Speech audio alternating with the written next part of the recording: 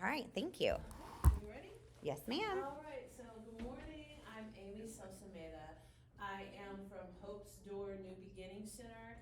We are an agency out of Plano and Garland, and what we do is help people who are involved in relationships that are violent, domestic violence, you might say family violence, dating violence, anything like that. So just a little bit of what our services are. We have two shelters, one in Plano and one in Garland, and we have about 54 beds in those shelters. But that, of course, is free. We have a 24-hour hotline that's on the screen here. And I have some more information about our agency in the back. But besides shelter, we also offer in shelter and then also outreach services like free therapy and counseling for anybody affected by this kind of situation or relationship, for the family as well. Free legal services, so in case anybody needs some help with a divorce or a protection order, or migratory services, things like that. If they've been affected by some kind of family violence, we help with that for free. We also offer case management, which is basically everything else, like anything else that someone might need to start a brand new life. Our case managers are there for that. So maybe we need insurance, or maybe we need a new job, or maybe we need some more education so we can get a new job, or even to the point, maybe we have to be in shelter for a little while, or in a new apartment that doesn't allow our pet, and we need some help figuring that out. So that's what our case managers do. For people who do not come into shelter or who are leaving shelter, we also offer rent assistance and transitional housing. The rent assistance for up to 1 year. I always tell people though to understand that housing is a process, and I'm sure that y'all all understand that. That's not something that's just like this, right? It's a process with some wait time. So anyway, those are the services that we offer for intervention.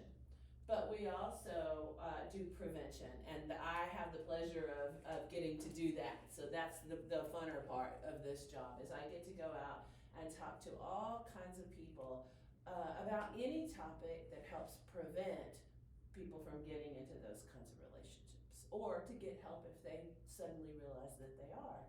And so I go and talk to parent groups, but also community members, like service organizations, businesses. I spend a lot of time in schools. On Mondays and Tuesdays, I'm in middle schools with Dallas ISD right now. I've done a lot of work with Corsicana ISD. And then we just have, schools from all over the place who call us and say, hey, can you come talk to us about healthy relationships? And so I say, yes, I would love to go talk to your kiddos about healthy relationships. So that's my job. I get to go and spend a lot of time with all kinds of people, telling them about things. So some of the basics that we do are healthy versus not so healthy versus abusive relationships. We also do just a basic domestic violence 101. What is it, right? But then this series that y'all have got, we got the first one last month about identifying emotions. And then we did a little bit about with thought, emotion, connection. And then today we're gonna do boundaries and communication, with a special twist for parents to kind of think about, how could I use this to talk to my kids, right? How can I use this to make sure that my kids know what boundaries are and that they have some set? And how can I teach my kids how to communicate so that they're actually able to communicate their boundaries to people? And again, all designed so that we only get into healthy, safe relationships instead of unhealthy or abusive relationships. So that's where we're going today. So when we start with my kiddos, we always do something to kind of help us get our prefrontal lobe functioning instead of just our amygdala. And if you were here last time, you know about that, because we talked about how when emotions are in charge, it's just the amygdala that's functioning, right? And this part just turns off, and we can't think about consequences, we can't think about making a reasonable decision. So we always start with that, and I'm not going to go back through all of that too much, But I do have a couple of things new and different that you can maybe try with your kids. A man in a group that I do yesterday told me the name of this, and now I can't remember it again. But to me, this is the breathing ball. Okay, so we're going to do some breathing. You would be surprised how many kids really like this. It takes them a few minutes, right? But especially if you get something for them to watch, they like this, okay? So if you would stand with me, we're gonna do this, and I'm gonna give you a couple of other things to put along with the breathing. So when we breathe, we're gonna breathe a certain way, but we're not breathing to entertain anybody else, and we're not breathing out loud, because I want my kids to know that they can do this anywhere, anytime, right? So I always tell them, if you do this, that's not right, that's not what we're doing, okay? So we're gonna breathe in as deep as we can so that this diaphragm muscle expands and pushes down and out, so that if you put your hand right there, if you can feel this come out just a little bit, we know we're doing it right, okay? They like that too, okay? They like to feel their stomach come out, okay? So when we breathe in, we're gonna breathe in that deep so that this pushes out. And when we breathe out, so we're gonna breathe in that deep, right? A big belly breath. And when we breathe out, we're gonna breathe out super slow. That's the important part, right? That's the part that slows our body down, slows our breathing down, slows our heart rate down, and allows our brain to think, oh, there's no threat, there's no alert, I can think, right? So that's what we're going for, all right? So first we're gonna do a few big breaths like that, and then I'm gonna add a few other things in for you to try. I don't do all of these things at one time, okay? We do 6 sessions of this. First I do breathing.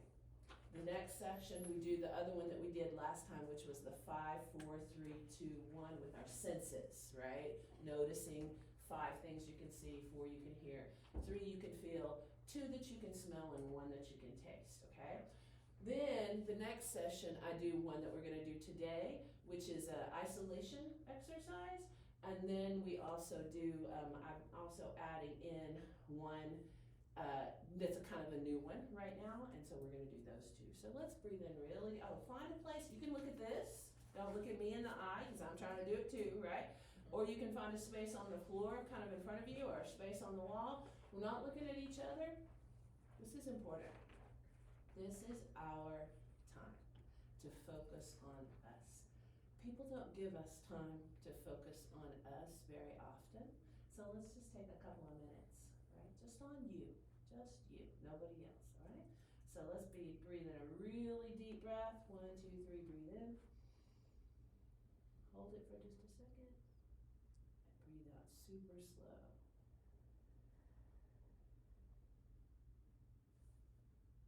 Again.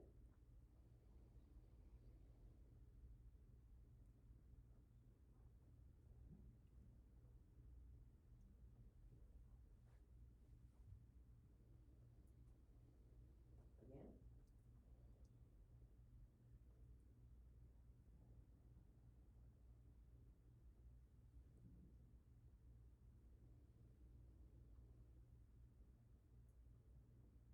Again.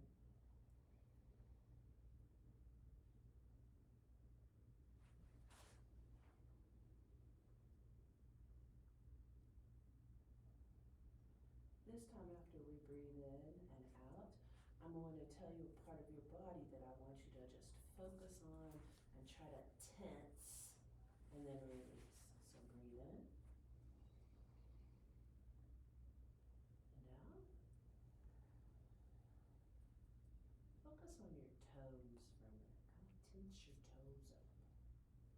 Come up, a couple of seconds. Release it. Just thinking about your toes. Now do it again. Breathe in and out.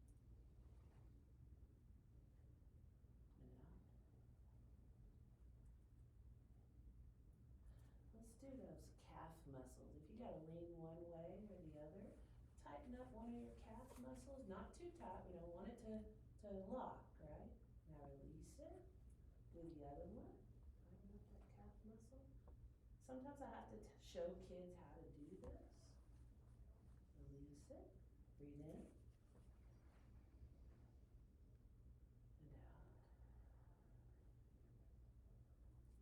Let's do our thigh muscles. This is going to get our butt too. it hurts, don't do it. Release, breathe in, and out.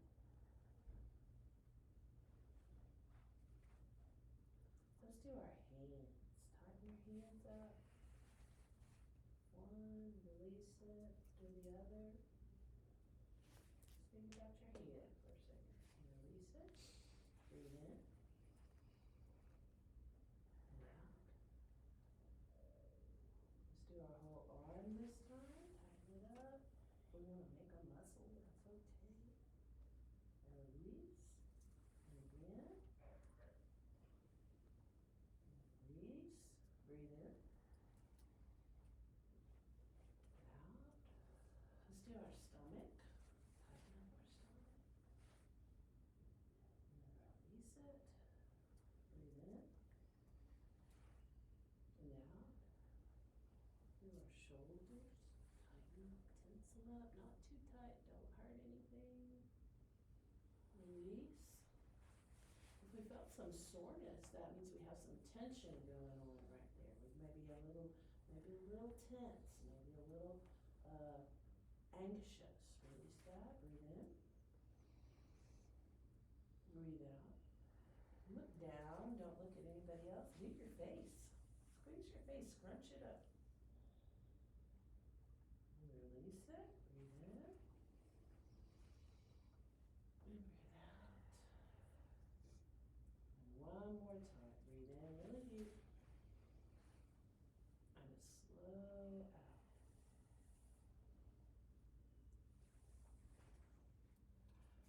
Alright, so the point, right, is to get us focused on this moment, right now. What's going on with our body right now.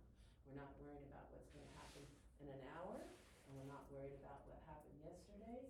We're just right here, right now, and our brain can think, and we can have a conversation, and we cannot be upset. Okay? Alright, y'all have a seat. Thank you. Alright. Okay, go ahead to the next slide. So we are going to talk about boundaries and assertive communication, and I want to start with boundaries. So I was doing like a handout, and y'all have the handouts that I give the kids. And then I'm working with a class of all 6th and 7th grade boys.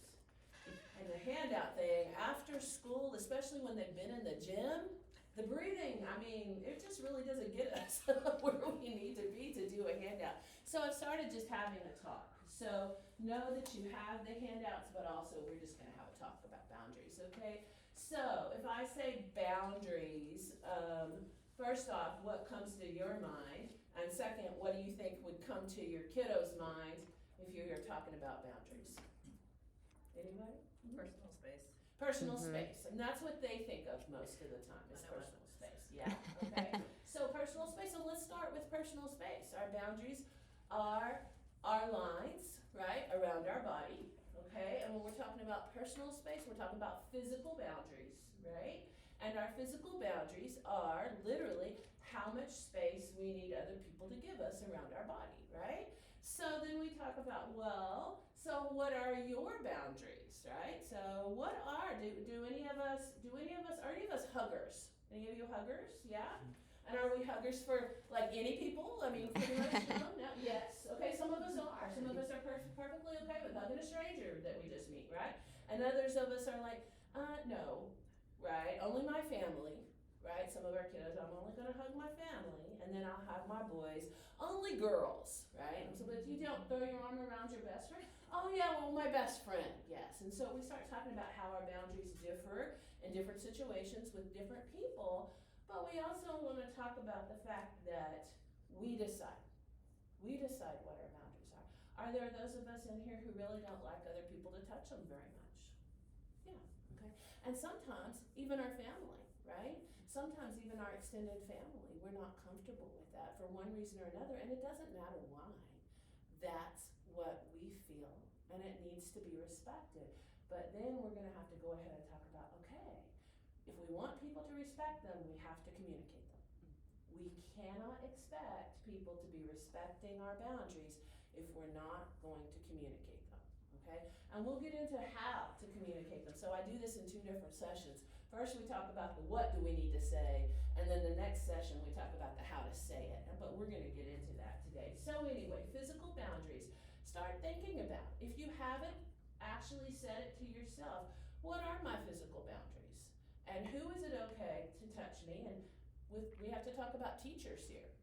Because teachers, a lot of times, we are touchers, right? As a teacher, if one of the ways that I wanted to show that I cared about a child was putting my hand on their shoulder, right? Or one of the ways that I wanted to get their attention, and they actually teach us this as teachers, is to get closer to them, okay? Did anybody see anything in the last couple days about Drew Barrymore? No. Oh yeah, with Martha Stewart. Yeah, she has Drew Barrymore. I don't watch daytime television very much, but she has a talk show, right? And she has been kind of called out about getting too close to the people on her talk show. And Martha Stewart even kind of picked on her about it. She kind of backed her off a little bit. But she can I step into your personal space, right? She wants to get, I'm gonna make you uncomfortable for a second, right? She wants to get like this and talk to people, right? Well, think about how uncomfortable that would make you if first off, you're on television, right? And second, it's someone who's just moved into your personal space. We do this with kids. I do this. I pick a kid, and when I get that close to them, often I don't tell them what I'm gonna do. They'll do this. Yeah. And I say, oh, see? How do we know? Our body tells us. Our body tells us. We will react, and if we don't react, that's a good indicator that we're gonna be a passive communicator because we're feeling it. Did you feel uncomfortable? I anticipated. You anticipated, you knew what I was going to do. Yes. But still, you want to back off, but some of us don't because we don't wanna make the other person feel bad, right? Passive communicators right there, that's me, okay? We talk about that and how it's okay to say to a teacher, but we wanna do it respectfully. And best thing is to do it at the beginning of the year, right? And wait till after class and say, Miss Sausameda, it just kind of makes me uncomfortable when you get that close to me. Do you think you could stand beside me and just point with your hand to show me what you want me to see?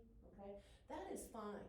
And most teachers should respect that and should think, oh, thank goodness this child is communicating with me. And then if your child comes home and tells you that the teacher got mad, please go have a talk with that teacher, okay? Because we want our kids to communicate their boundaries, okay? So those are physical boundaries, and they get that. They get that for the most part, but we have to understand there need to be boundaries within families too, right? Please be careful about telling a kid, go give Aunt Martha a kiss. Well, if Aunt Martha creeps me out, I really shouldn't have to kiss her, right? And it should be okay to say, could I just shake her hand instead? That I know that kind of runs against my family tradition, okay? Oh, come here and give me sugar, But really, we're trying to teach our kids to be in charge of their own bodies and their own selves. So it's okay to have that discussion before. So anyway, so what other kind of boundaries are there besides physical boundaries? Your limits, maybe? Your limits about what? Like emotional Yeah, limits? your Like emotional. this is as far as you can go or whatever. Yes. Our emotional boundaries, our emotional or psychological boundaries. So physical boundaries are how close people can get to us, right?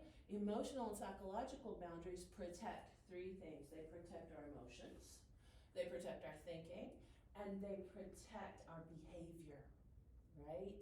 And so these are those kind of limits. Like, what are you allowed to say to me? And what are you not allowed to say to me? What's going to get me upset? What should you not say? And what am I going to agree to do with you? And what am I not going to agree to do with you? Okay? So the questions that I ask my kiddos are, what's the one thing, would y'all go ahead and think about this? What's the one thing that no one should ever say to you if they don't want you to lose it? Most of my kids will say, don't talk about my family. Okay? I had one yesterday or the day before say, I lost my dog. So don't come up and tell me that, that wasn't a big deal, because it was. It was a big deal, okay? Don't make fun of the fact that my dog's dead, you know? What are some things, does anybody wanna share? What are some things, I'll tell you that, I don't want anybody, including my family members, to talk bad about other family members. And a lot of my kids will tell me, it makes me really uncomfortable for a friend to gossip about other people. And then other girls are like, no, I like that, you know? But it's a decision, right? So what is it that people shouldn't gossip in front of me. I'm gonna leave. I'm gonna leave the room. I'm probably not gonna tell them, because I'm a passive communicator, but I'm gonna leave if people are gossiping. And also, I don't like conflict. Again, passive communicator. If I can sense that the room is getting, I'm gonna leave. And if it's my house, I'm gonna ask them to leave. And I have lots of family members over that. But I share with my kiddos, I came from a home that had domestic violence in it. And any kind of tension in my home that could lead to violence, not allowed. Seriously not allowed. With family, not allowed. And they know, because I've made them leave before, okay? So that's mine. Does anybody wanna share? And you don't have to, but I ask my kids, cause sometimes they wanna say these things out loud. They've never been allowed to say these things out loud, okay? I would say like name calling. Name calling, yes. Like you can say like you don't like something about a person, but we're not gonna call them a name. You know? I agree. And this is one that I'm silly about this. I have to say things like this. My husband and I just celebrated our 10th anniversary together, and we are still just ridiculous in love. But he is bad about using names, about like just joking, but you calling people names. And I have to constantly say, no, stop, we're not doing that. Don't do that around me. And he tries, but yeah, I get that. Anybody else real quick before we move on? Anything you wanna say? I think for me, because I have a special one, and I think most of us do, a special needs child, and you meet somebody, and then they have like a cure for something. Oh, did you vaccinate? Did you do this? And so like, you know, I've been there for a while, so then you kind of build like, you know, like a callus type of deal. You're like, yeah, sure, thanks. So that, but at the very beginning, it was just like infuriating for me, because it was just like, oh, did you try like somebody even told me like shock therapy, and I'm like, what? Like, is this even like, you know, even now, like that gets me worked up a little bit. Absolutely. Yeah. I spent not a lot of time, but the last few years that I taught, I had a lot of special needs kiddos coming to my classroom for one, because I taught theater, and the teachers shared with me about some of the other teachers being very hands-off, very not want to actually include, just assuming that there were things that they couldn't do before they actually asked and found out. That would be a real problem with me. I don't have a special needs children, but I thought of those kiddos as my students, and it was such a joy to get to know them and to find those things out. So that would be a real problem with me, I would think. Okay, so anyway, we talk about our emotional boundaries, but then we also have to talk about how our boundaries also protect our behavior. Almost every time I say, how many of us have been with a friend or a group of friends and they said, hey, let's go do this, and you immediately knew you did not want to go do that? Anybody? Yeah. And did we go or did we not go? Because if we went and our body and our mind was telling us, oh, don't do this, this is not good, you're gonna get in trouble, don't do this, then we crossed our own boundary. And we let our friends drag us across that boundary, and we never said anything. And that's on us. We are responsible for our own behavior. Okay? So we have those boundaries, and our body and our minds tell us, but we are the one who makes the decision about whether to cross those boundaries, as well as about whether to let other people cross them or not, right? So that's our psychological, emotional, okay? How old are your kiddos? Who's got elementary? Okay. Who's got middle school or high school? Okay. But your elementary kiddos, they're gonna get to middle school really fast, right? So I'm gonna go ahead and tell you there's a third kind of boundary, and it's a sexual boundary, right? And we talk about sexual boundaries in terms of this, we're middle school, so I'm gonna set it at middle school, okay? In terms of middle school and elementary, sexual boundaries are how people can touch me. Okay? How people have, is it okay or it's not okay touch, right? And there are all kinds of videos about this, I'm sure y'all know, but is it an okay touch or is it not an okay touch? And with our middle school kids, we go ahead and talk about, like, if we get a boyfriend or a girlfriend, then things we have to decide are things like, if I have a boyfriend or a girlfriend, is it okay to hug them in front of other friends? Well, yes. Oh no. So what do we have to do? We have to talk. We have to talk about this. The minute we find someone that we want to hug or that we want to kiss is the minute we need to start having these conversations. Well, is it okay with you to kiss people in front of other people? You know? And I'm not, and sometimes we have to talk about school, because there are rules at school. We're not supposed to do that at school, right? But our high school kids, they don't care about the rules, right? They don't care. So, if nobody's gonna call you into the office because you kissed somebody in the hallway, fine. But do we need to know how our partner feels about kissing someone in the hallway? Yes, we do. We need to know about how our partner feels about when it's okay to kiss me and when it's not. Is it okay for you to have your hand over my shoulder while we walk down the hall? Rules say no. Lots of couples in high schools, they're doing this. And, you know, some of the teachers are going, no, don't do that. And I would play with them. Now, I can't do that. My husband can't come up here and I can't do that. So you can't do that either, right? But more important than the rule is, are we both comfortable with that? Or are we not? Does it make my partner feel like an object for me to have, you know, my arm right here around the neck, right? Does that make them feel bad? Or are they completely okay with it? Because I'm not here to tell anybody what to do sexually. Even when we have this conversation with adults, right? You do what you want to do, but make sure it's what you want to do. And make sure that you're communicating it.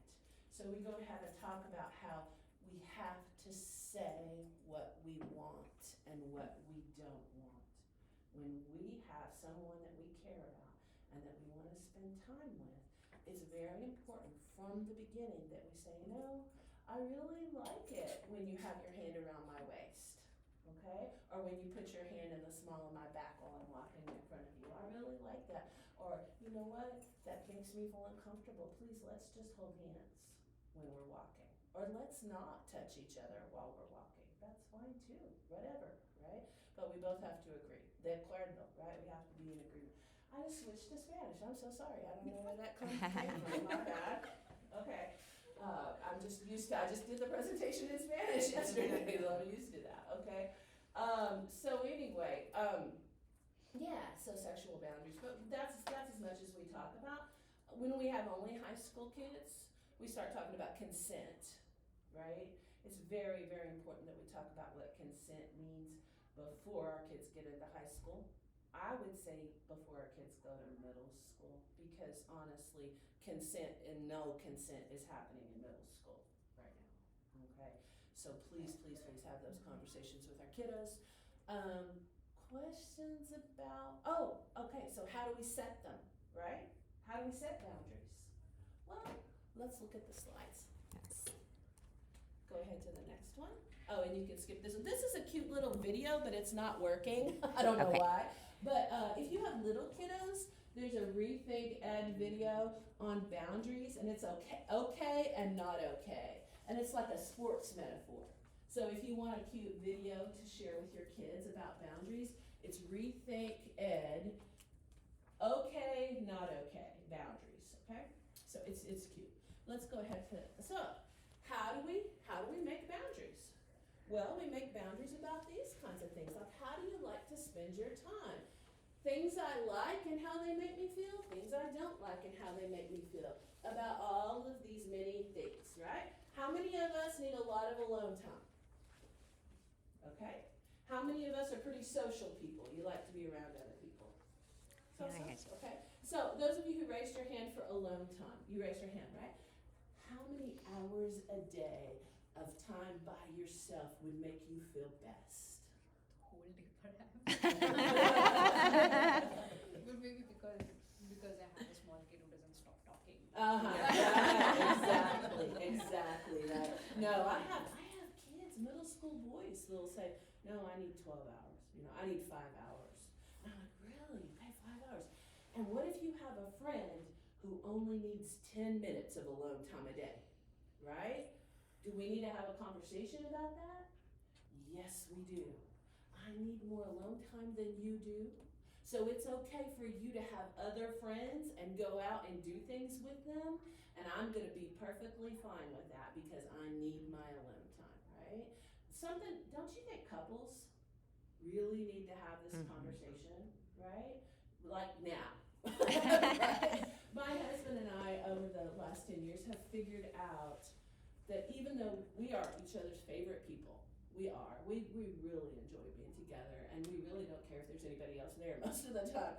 But we have also figured out that we need time for family and friends, and we need alone time with family and friends, and we need to be okay with that, right?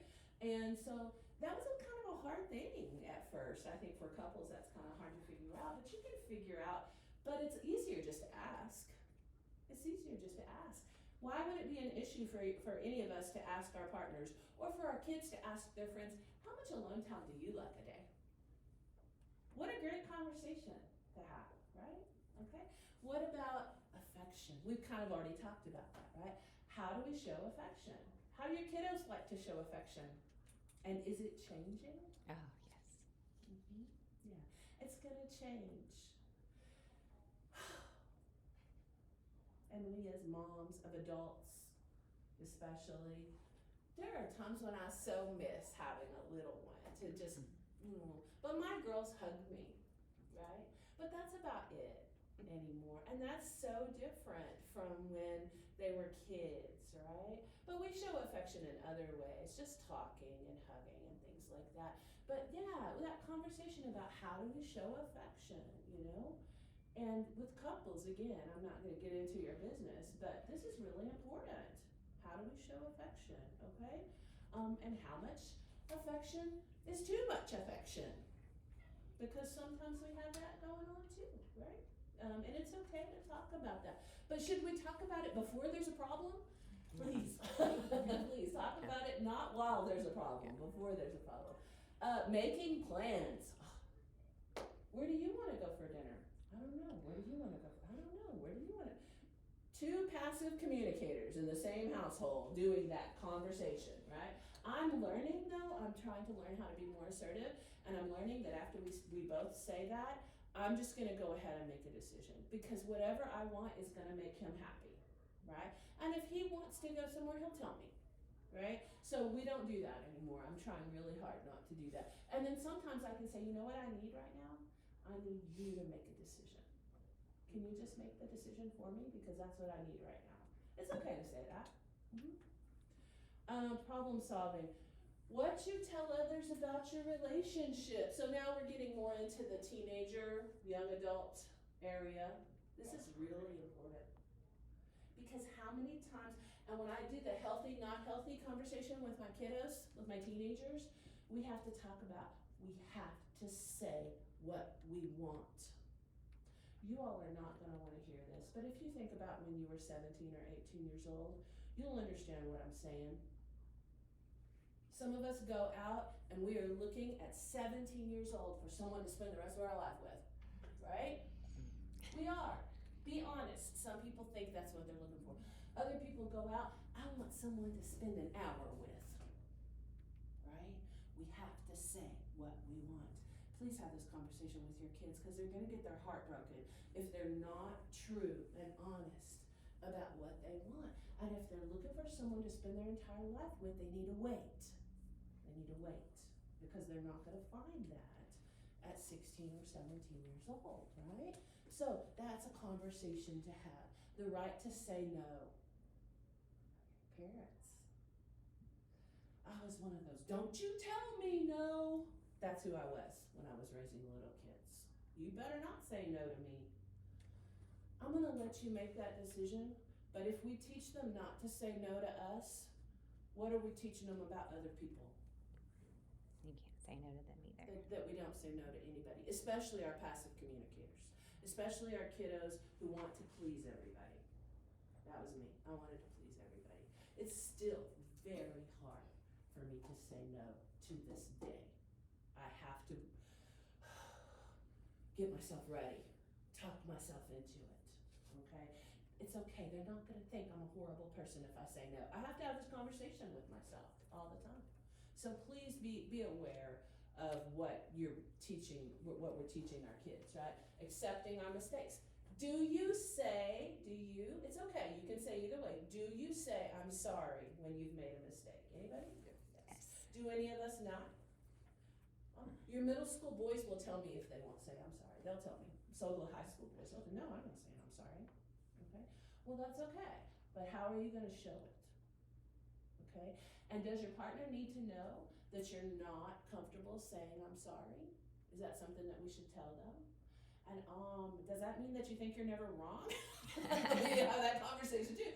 Because I have a whole different thing about being wrong. We don't have time for that today. Let me check my time real quick. Your needs being met, other people's being met, and what we're gonna say about unreasonable expectations. So can y'all see? We've just put together a list of things to think about.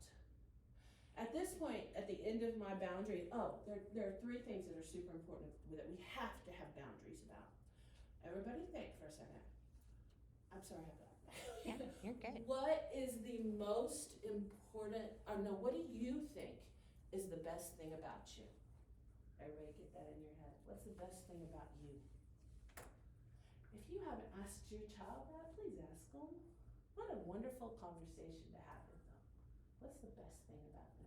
And then you can tell them what you think is the best thing about them.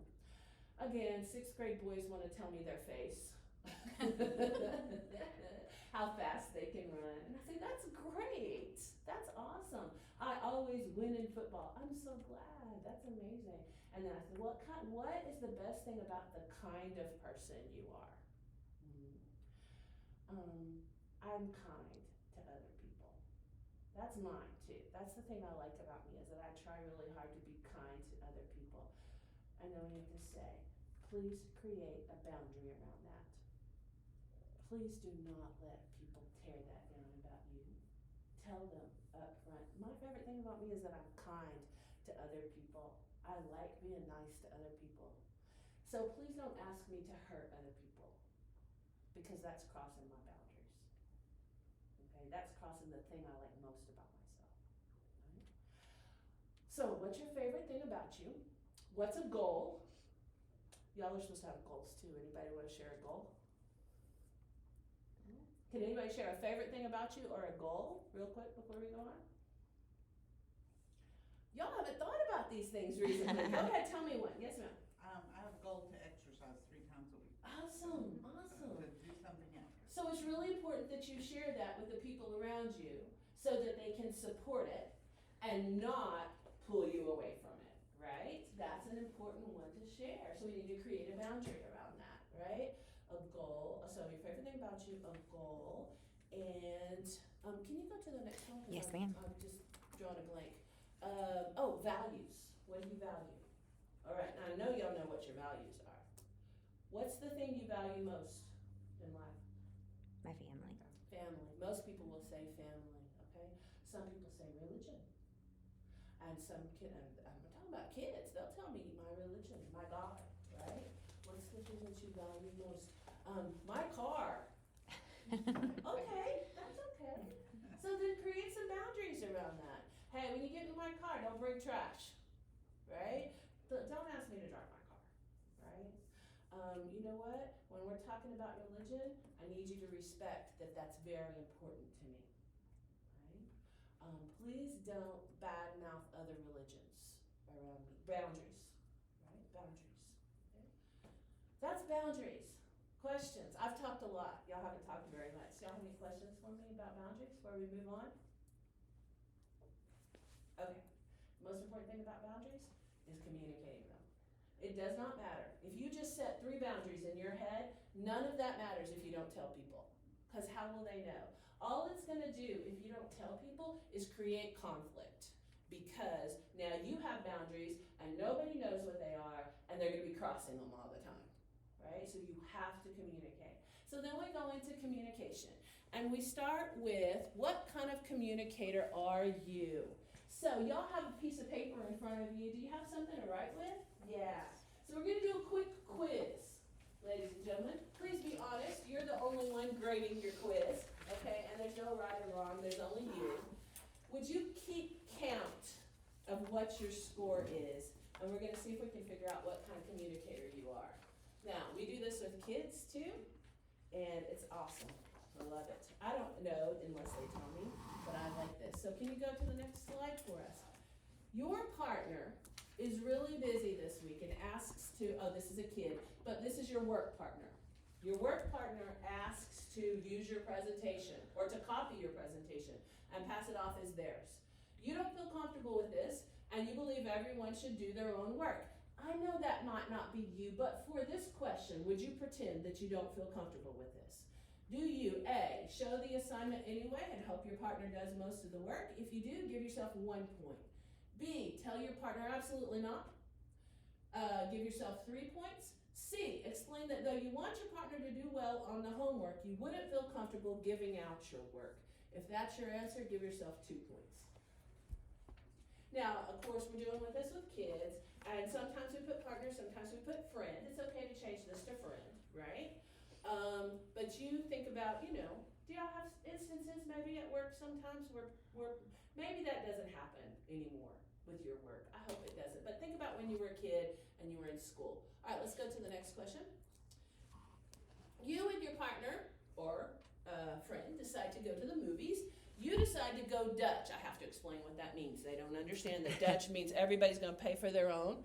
And but you end up paying. After a month, your partner still hasn't paid you back. What do you do? A, it's not worth mentioning. You're sure you'll get paid back in the future. Give yourself a point.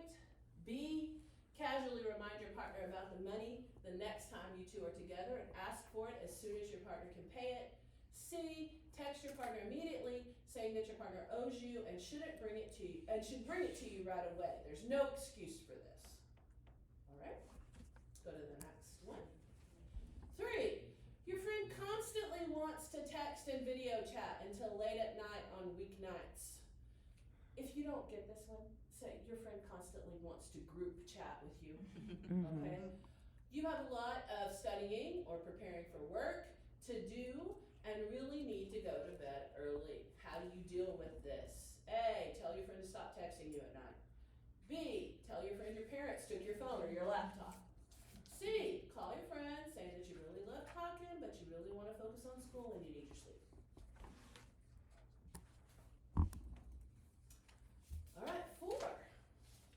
You've been assigned a group project in your class, your English class. Your group members divided up the work evenly, but one member has not done anything and is constantly coming up with excuses about why the work has not been done. How do you handle this? A, tell the person that you feel that the lack of effort is not fair to the rest of the group. B, tell the teacher what's happening. Threaten that you won't give the person credit for the project if everything is not finished by the deadline. C, divide up the work the person has neglected amongst your other group members. Why waste time confronting the person? Now, you may not get this, but I guarantee you that your middle school and high school kiddos get this. Do y'all remember? Do y'all remember group projects? Okay. All right. It's Friday night, and your partner wants you to stay in with them. A friend of yours is hosting a birthday party, and you were hoping to go out and celebrate. A, you just stay in. You don't want to argue about it, and you would feel bad leaving your partner alone.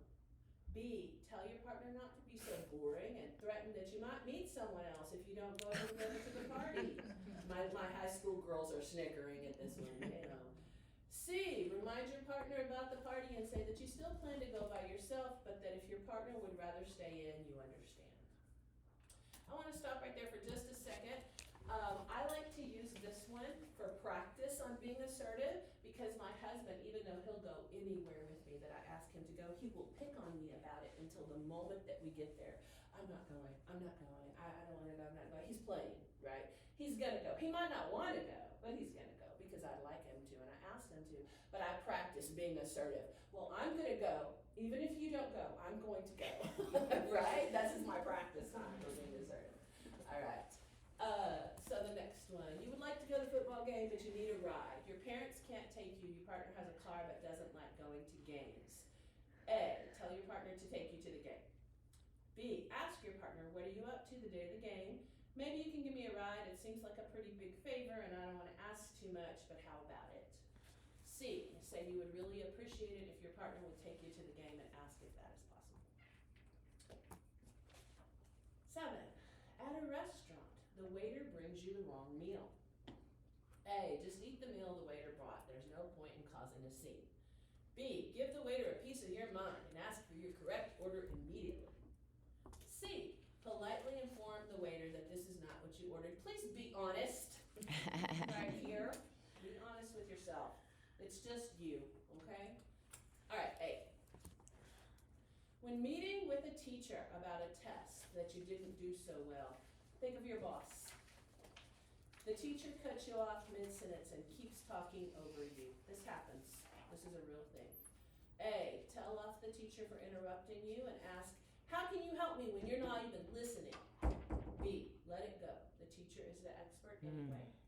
C, finish asking your question after the teacher has finished talking. If it keeps happening, say something like, please let me finish my thought.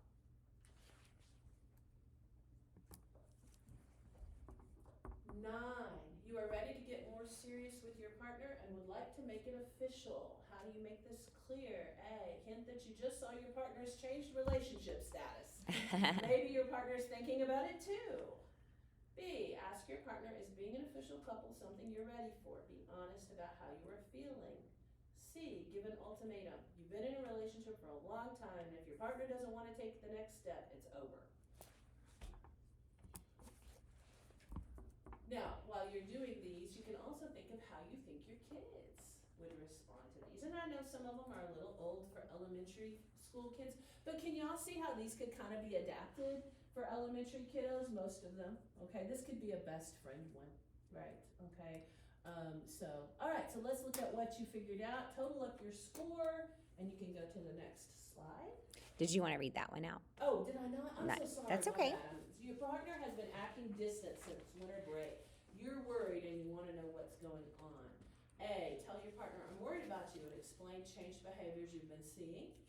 B, decide to confront your partner about it, saying, why have you been so weird lately?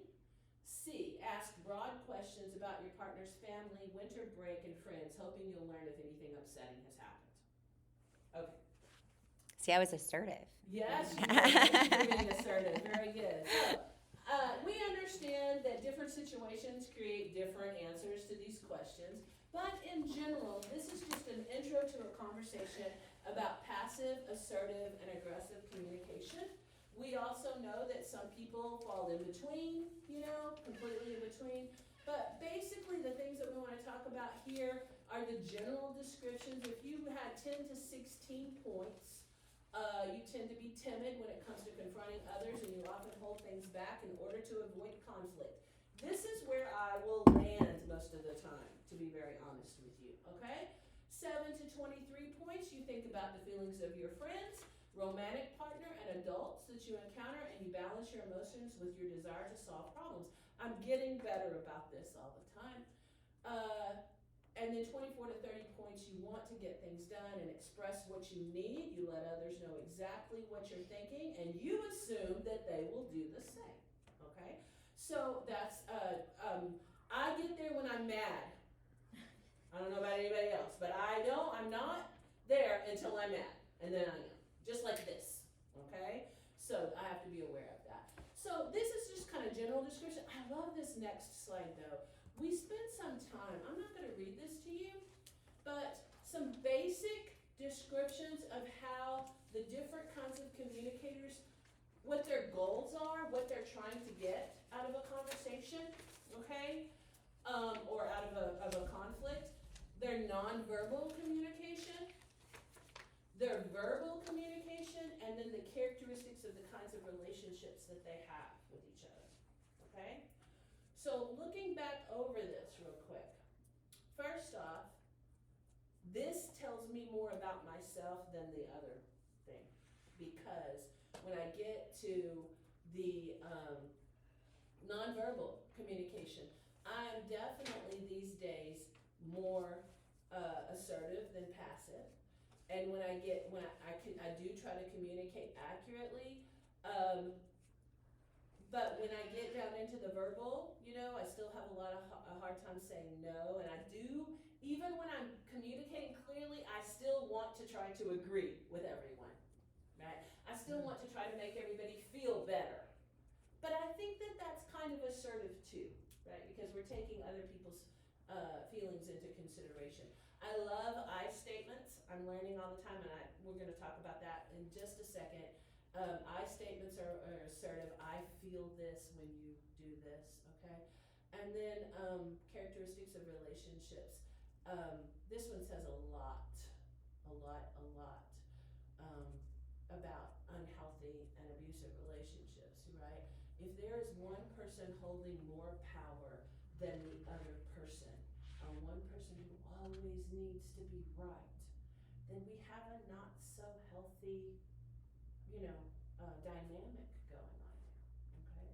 It should be about, if I tell I work with adults too, especially people who have been the batterer in situations. And we talk about how if I love someone, if I truly care about someone, why would I want them to be the loser all the time? In every conversation we have, why would I want them to lose? Think about, why would I want them to be stuck in that job where I'm never happy and I'm never gonna get anything I want and it's never gonna get any better? I'm always gonna be the loser. Why would I want anybody that I really care about and love to be stuck in that position, right? So, so this is kind of a good talking chart, right? Okay, so let's go ahead to the next one. How to communicate assertively. So I want to spend more time on the last thing that we have, but basically there are 3 basic steps, and hopefully we only have to do 1 and 2, right? I feel this in this situation, or when this happens, I feel this way. Saying how I feel is important. Got to get those emotions out, right? Got to communicate them, our boundaries. I want, or I need you to make a decision for me right now, okay? I need you to give me a few minutes of space. I need you to just listen to what I'm saying rather than trying to solve my problems right now. Those kinds of things, right? If the other person doesn't listen and doesn't try to respect this, how you feel, then we have to be willing to say what we're prepared to do to get what we need. But I always tell my people, when we say this, we have to be prepared to go through with it. So we don't want to be threatening, right? If it's a situation where you truly are prepared to do whatever it is that you have to do to change that situation, then say it and then do it if they don't change, right? But be very careful about step 3, because saying it and then not doing it is the same as never saying any of this, okay? All right, last thing. There's a little script for you to practice with your kids. You can go ahead to the next one. And this is the little script, and we can actually practice this. I would suggest it. In fact, you start doing this, and then teach them how to do it. And then when we have a conflict, everybody can try to communicate assertively rather than aggressively, right? So is this our last slide? That's like. So, and then this one, that one there is just the brown one. That one is just some reasons why assertive communication is a good belief system to have. And I'm going to let y'all look at that on your own. So you have another handout that says negotiation. Man, I wish somebody had taught me this stuff when I was a kid.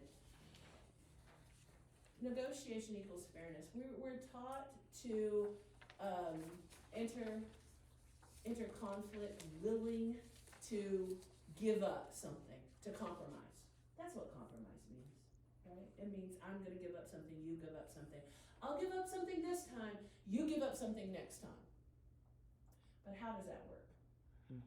It doesn't sometimes, it doesn't, right? So what if we had an agreement with our friends, with our partner, with our boss, with everybody about how we were going to deal with conflict before conflict happens? With our kids, right? About how we're going to negotiate. Negotiate is win-win. How can we figure out a way that you get what you need, but I also get something that I need? Okay, well, first off, we have to be able to say what we want, what we need, right? So, have an agreement. If there is an argument, that have a conversation where we both will listen, not use violence, that's physical, emotional, or any kind of violence, right, verbal, and follow some rules. My kids love this, especially my kids who are on probation, because they have these conversations with parents all the time, right? They love the fact that we could establish some rules before we have an argument. Like, how long can you, as an adult, listen to someone else that has a differing opinion than you without, and truly listen to them and think about what they're saying open-mindedly, right? Without needing to get away or being triggered. How long? Someone who has a truly different opinion than you. How long can you? Probably not a really long time. Not very long, right? Not Without very like giving a facial of Right. something like, or I don't want to say like, I would give back something probably with my facial expression. Right. That I probably that shouldn't means have that done. we're responding, not listening. Right, We're because I'm like, and responding. really, but if it's really drastically an opposition that I feel strongly about, Right. it's going to be hard. It's going to be hard. So imagine our kids, because they have a shorter attention span than we do, right? Most of them can't argue with you and really listen to what you're saying for longer than 5 minutes. 10 at the most. They don't even teach teachers to teach any one thing longer than 10 minutes at a time. Teaching, right? Where people are just sitting there listening to us, right? They don't, so why could we argue for longer than 5 minutes? Why could we tell them what they're doing wrong for longer than 5 minutes, right? But, so that's one of the things that they like is, you know what? After about 3 minutes, okay, is it okay to say, could we take a little break and come back to this in, 30 minutes? We can establish the time limit. How wonderful for us as parents to know that we were going to talk for about 3 to 5 minutes, and then we were going to take a break and be able to get our own emotions under control before we say anything else that we might regret, right? So yeah, time limit. Also, what's the one thing, I ask kids this, what's the one thing that someone should never say to you in an argument, or you're gonna be triggered and lose it, right? Well, guys, what's the one thing that your child should never say or do to you that shows you disrespect or whatever? What's the one thing, anybody? That's gonna make you kind of lose it? Don't cuss at me. Don't cuss at me. Kids are the same. A lot of them will say, don't cuss at me, okay? So, do they know that? Yeah? Okay. So if we haven't told them, we need to establish that in this negotiation process, right? Please understand, and not while we're mad, right? Please remember that I feel like it's disrespectful when you cuss at me, right? But also, we need to ask them that question. Do you know what your kid would think right now? And this is elementary kids too. Do you know what they would say? What's the one thing that you don't want your parent to do? Interrupt. Like, Interrupt my me. son will tell me, Yes. I was speaking and you just spoke over me. And I was Yes. like, I am sorry, and I have to work on that. A lot of them will say interrupt. Some of them will say yell at me. Don't yell at me, right? I'm the don't yell at me person. I'm gonna cry. I'm immediately going to cry if you start yelling at me, right? and someone will say, don't say the same thing over and over and over. Please, I heard you the first time, right? Yeah. So just, ask them. Ask them, what's that one thing that I shouldn't do to be respectful to you, right? So that defining things, okay? Defining what is respect and what is disrespect. Do you know what they think is respectful and what's disrespectful? Because I guarantee you it's different than what you think is respectful and disrespectful. And it's okay. They can have their opinion. That's allowed. Okay? How else are they gonna figure out who they are if we don't let them have their opinion about what's respectful and what's disrespectful? But we can both respect the other person's opinion, right, during an argument, okay? With couples, with teenagers, please, we need to define before we get into a conversation, or before we get into a relationship, what is respect? What does that look like to me? Does that mean I hug everybody when I come to your house? Right? Or does that mean that I have to come up to the door and shake somebody's hand, right? What is respect, okay? What is respect when I'm talking to you? But also, everybody, when I say, I know it's time for me to stop, I'm gonna stop. What is the characteristic in a healthy relationship that you want most? Almost everybody will say, loyalty. Okay, what is loyalty? It's different. All of us would say something different. Oh, well, it's not cheating. Okay, what's cheating? Well, it's not having sex. Oh, okay, it's just having sex? Just intercourse? Well, no, it's also like giving time to other. Oh, I can't spend time with other people? So, I had a boy, 16, tell me, this got him onto this whole horrible thing about how bad women were, how horrible women were, but cheating to him was smiling at someone else. Smiling at another boy. A girl smiling at another boy that's cheating. Have that conversation. And make sure that they're having those conversations if they get into a relationship. Please, please, please. Because if I think cheating is going out on a date with someone, and you think cheating is we're walking down the hallway and someone says hi and I smile at them, we are in a bad situation before we ever get started. And it's like, no, everybody knows that. Everybody knows that's what cheating is. All of the boys at this table. Oh, everybody knows. No, they don't. Please, I'm an adult woman. I'm telling you, girls don't know that that's what you think cheating is. They don't know. So you have to tell them. If that's what you want, you have to tell them. I don't agree with you, by the way, that that's cheating. But if that's what you want, is someone who's never going to smile at somebody else, you need to tell them. And then hopefully they will walk the other way and go away from you. I'm sorry. Sorry, that's just how I feel. That's my opinion. I'm sharing my emotions. This is all I have today. Awesome. I hope that I shared something that can be helpful with you and your kiddo, and you and your relationships, and you and your emotions. And if I said something that offends you, I apologize, but think about it. Think about it open-mindedly, right? Think about it open-mindedly, because it might be that other people in your life share that opinion.